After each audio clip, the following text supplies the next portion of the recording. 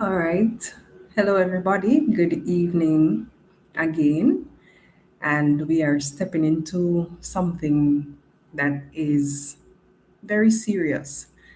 This is not about gossip, it's not about party politics. This is regional geopolitics unfolding in real time. We're talking about Cuba's worsening crisis and rising tensions with the United States. And of course, in all of this, the uncomfortable question is, where is CARICOM in all of this? Now, to add fuel to the fire, there have been reports of an attempted armed infiltration involving Cubans on a US registered speedboat. So that changes the tone and the narrative because that right there shifts temperature. So let's talk about it. What's really happening in Cuba? Cuba is facing one of its toughest periods in decades. Several fuel shortages, national power grid instability, rolling blackouts, food scarcity, medicine shortages, inflation that is crushing ordinary families. And with all that, entire communities experience daily power outages. That simply means as well that businesses are not operating normally, refrigeration is failing, food is spoiling. And remember, this is happening on an island that has been long under US economic sanctions. The United States embargo has restricted trade, access to global financial systems, and certain imports, including fuel and investment. Supporters of these sanctions are arguing that they pressure Cuba's government. However, critics are saying that they're actually pressuring Cuban civilians. But here is something that we need to know. When electricity fails, it's the ordinary families that are left sitting in the dark. When medicine goes scarce, it's ordinary patients are the ones who suffers the most. And for those of you that might not really be familiar with Cuba's history in the Caribbean, this is where much of it gets personal for the region because for decades, Cuba have sent doctors to remote Caribbean islands. They sent medical brigades after hurricanes. Cuba would have also offered scholarships for Caribbean students and also healthcare training for regional professionals. So, when the Caribbean needed medical support, Cuba often showed up. We can't deny it. That is a fact. So, today, as Cuba struggles, many people are asking, where is the same urgency from CARICOM? Yes, statements have been made. Yes, diplomatic language have been used, which is normal. But where is where is the bold regional action? Is it caution or is it fair? A lot of persons are looking at the US factor, and let's be real, the Caribbean's largest trading partner is the United States. Tourism is very heavily tied to the United States. When it comes to banking relationships, much of it is tied to the United States. When it comes to aid and development finances, Again, it's tied back to the United States. No Caribbean government, from my perspective, wants to jeopardize those relationships. And this is where things get complicated because when you stand too loudly against US policy toward Cuba, there can be consequences. There are diplomatic consequences, there are economic consequences, and of course, there are those political consequences. So, here's a question that we should consider. Is CARICOM silent out of strategy or are they silent out of fear? And let's understand something about human nature.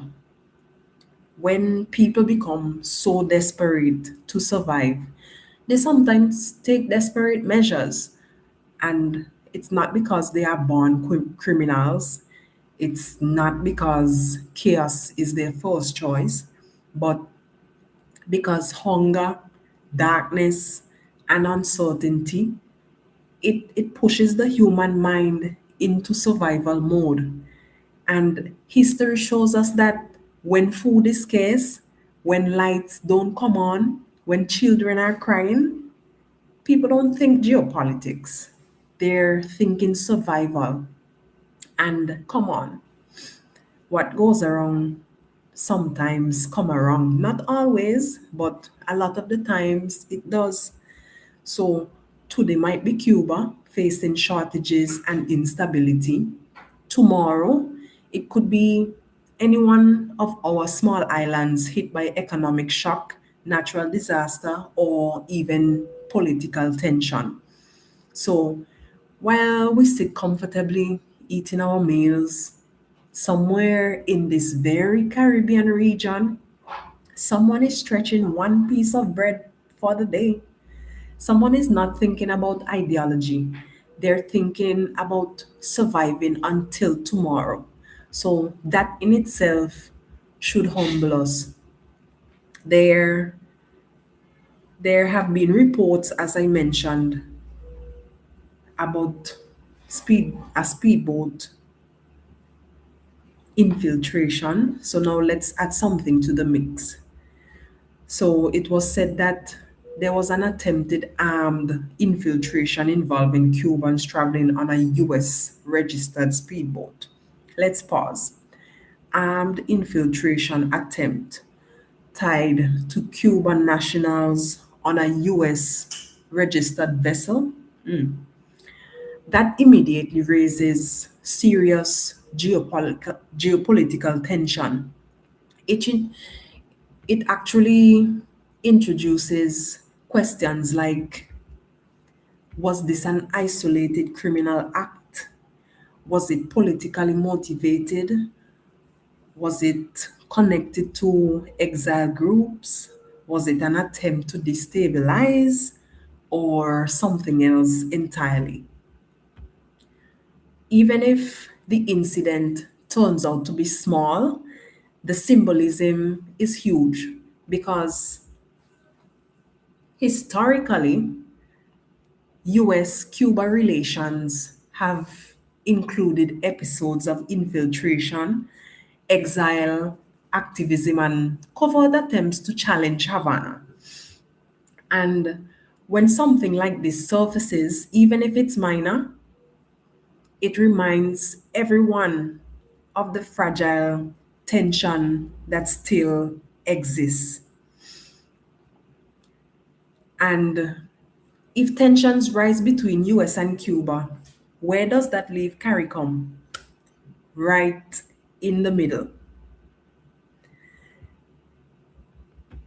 All right, so this is okay. Let me see. I've got a comment here from Frederick, exactly deciding to pull back or not to speak up.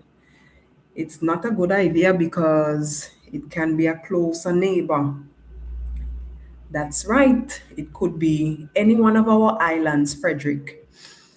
That's absolutely That's absolutely right. So this is where things become layered. On one side, Cuba is struggling economically and humanitarianly. On the other side, there are security concerns and long-standing political conflict with the US. And in between, small Caribbean nations that rely on both stability and diplomacy. So maybe so maybe CARICOM's measured tone isn't just pure silence, maybe it's calculated balance. But here's the debate. When humanitarian needs rises, should should diplomacy be louder or does regional survival require careful silence? Those are questions that is just they're just asked to have your mind storing. Do you think that CARICOM should publicly challenge US sanctions on Cuba? Or do you think regional leaders are doing the smart thing by staying measured? You know, you drop your thoughts in the comments. This is a conversation. It's not just my opinion. You can share yours too. Is this about power? The deeper issue is power. Small island states operate in a world dominated by superpowers. The US has economic muscle, Cuba has ideological resilience, CARICOM has a collective voice but limited leverage. So the question becomes, can small nations afford bold foreign policy positions, or must they always calculate the risk factor? And when we see incidents like the alleged speedboat infiltration, it simply reminds us that tensions are not theoretical, they're active and they're very much alive. Cuba has helped the Caribbean during hurricane seasons, medical shortages, training gaps. Now, Cuba is facing shortages. If CARICOM acts too boldly, it risks economic friction with the US. If CARICOM acts too quietly, it risks moral inconsistency. But I wonder which of those costs are actually heavier. This moment isn't just about Cuba. It's about how small small islands navigate superpower politics, how sanctions affect everyday people, how regional bodies balance diplomacy and courage, how security incidents can shift narratives overnight. The speedboat incident shows that tensions are not just frozen in the past, they are very present. And if instability escalates, the Caribbean does not exist in a vacuum. There is trade, tourism, fuel supply, banking systems. All of it is interconnected. Cuba is in a crisis. The US maintains its sanctions. CARICOM speaks, but very carefully. The Caribbean watches. So the question is not just what is happening in Cuba, but the question, I believe that most of us should be thinking right now, if it was our island facing shortages, blackouts, what would you expect from your Caribbean neighbors? I will leave you with that question this evening. I'm gonna pause here for now. You can share your thoughts in the comments, and I will catch you another time. So do take care.